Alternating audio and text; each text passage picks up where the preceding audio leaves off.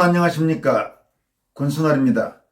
많은 국민을 충격과 분노에 빠뜨린 경기도 성남시 대장동 개발 특혜 및 로비 의혹과 관련해 이른바 대장동 50억 클럽 명단에 거론된 인사들이 잇따라 검찰에 소환돼 조사를 받았습니다. 소위 대장동 50억 클럽이란 화천대유 대주주인 김만배 씨 등 대장동 개발업자들로부터 금품을 받았거나 금품 제공을 약속받았다는 인사들로 국민의힘 박수영 의원은 지난 10월 6일 국회 금융위원회 국정감사장에서 법조인 5명과 언론인 1명 등 모두 6명을 50억 클럽 멤버로 지목한 바 있습니다. 이번 사건을 수사 중인 서울중앙지검 전담수사팀은 우선 11월 26일 소위 국정농단 사건 특별검사였던 박영수 전 특검과 언론사인 머니투데이 홍선근 회장을 소환해 조사했습니다. 이어 11월 27일에는 4.15 총선 당시 중앙선관위원장을 겸직하기도 했던 권순일 전 대법관과 곽상도 전 국민의힘 의원을 역시 소환해 조사했습니다. 26, 27일 이틀간 검찰에 소환된 이들 4명은 모두 박수영 의원이 폭로한 대장동 50억 클럽 명단 6명에 포함된 인사라는 공통점이 있습니다. 이 가운데 홍선근 머니투데이 회장은 박수영 의원의 폭로 당시 언론인 홍모 씨로 지목된 인사입니다. 이 때문에 일각에서는 홍모 씨가 중앙일보 홍석현 회장이 아니냐는 잘못된 정보가 박수영 의원의 폭로 직후 나돌기도 했던 그런 일도 있었습니다.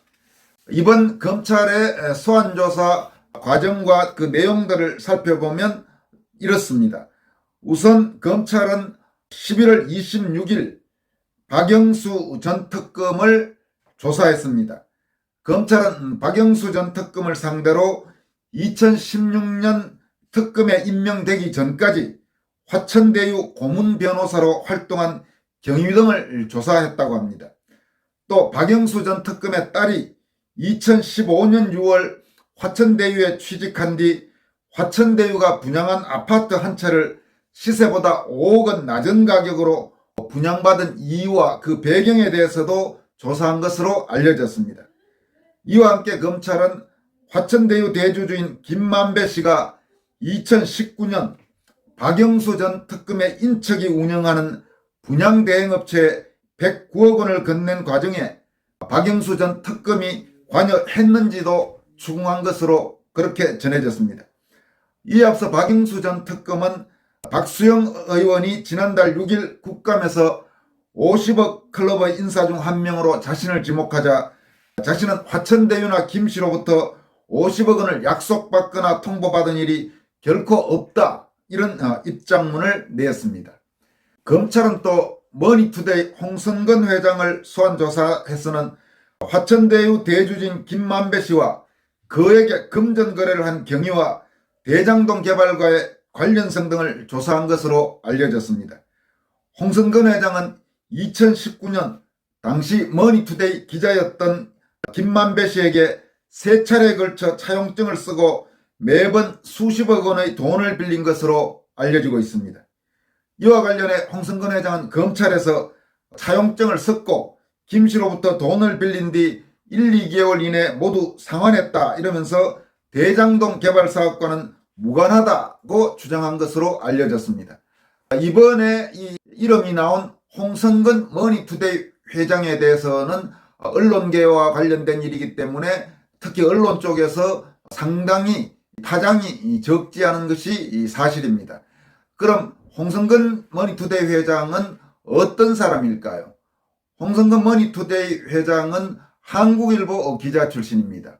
한국일보 선배였던 박무 씨란 분이 있습니다. 한국일보 과거 경제부장을 했던 분인데 그 박무 씨를 중심으로 해서 한국일보 출신 일부 언론인들이 1999년 머니투데이라는 언론사를 만들 때 홍선근 지금 머니투데이 회장도 주도적으로 참여했습니다.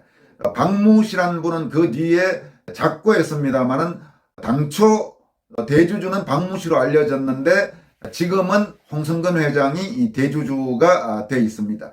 이 과정에서 이런저런 이야기도 있습니다만은 그 부분은 여기에서 구체적으로 말씀드리기에는 적절하지 않은 것으로 보입니다.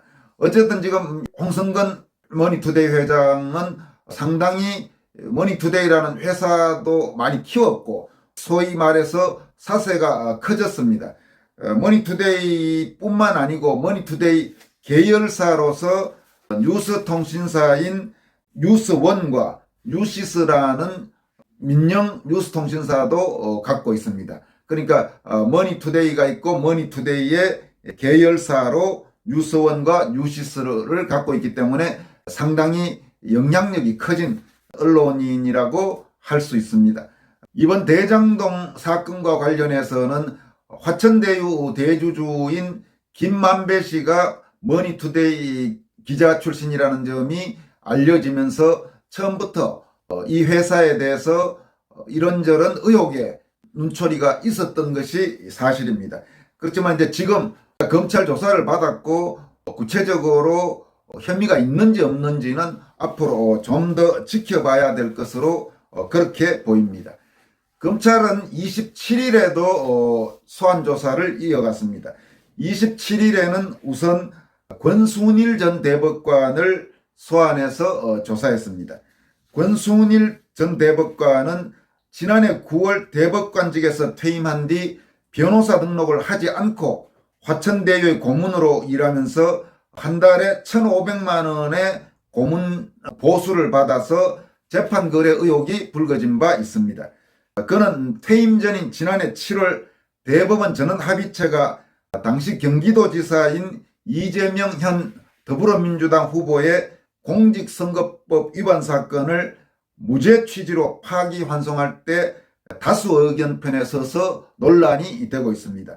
그래서 화천대유 고문이 된 게 그와 관련된 일종의 거래가 아니냐 이런 의혹이 계속 불거져 있는 상태입니다. 검찰은 또 27일에는 아들이 화천대유에서 퇴직하면서 퇴직금 명목으로 50억 원을 받았던 곽상도 전 국회의원을 소환해서 조사를 했습니다. 그러니까 26일에는 박영수 전 특검과 홍성근 머니투데이 회장을 불러서 조사를 했고 27일에는 권순일 전 대법관과 곽상도 전 의원을 불러서 조사를 한 것입니다. 아직까지 구체적인 조사 결과가 나오지는 않았습니다만은 과연 어떤 식으로 처리가 될 것인지 그리고 이들이 법적으로 혐의가 있는지 없는지 이런 부분들은 좀 더 시간이 지나봐야 알 수 있을 것 같습니다. 하지만 박영수, 권순일, 곽상도 이런 법조인 출신들 그리고 언론인인 홍성근 씨 이런 사람들이 검찰에 소환돼서 그에게 금품 관련 혐의로 조사받았다는 사실 자체가 지금 우리 사회에 부끄러운 한 모습을 보여주고 있는 것은 아닌가 이런 생각도 듭니다. 여기까지 하겠습니다. 여러분 고맙습니다.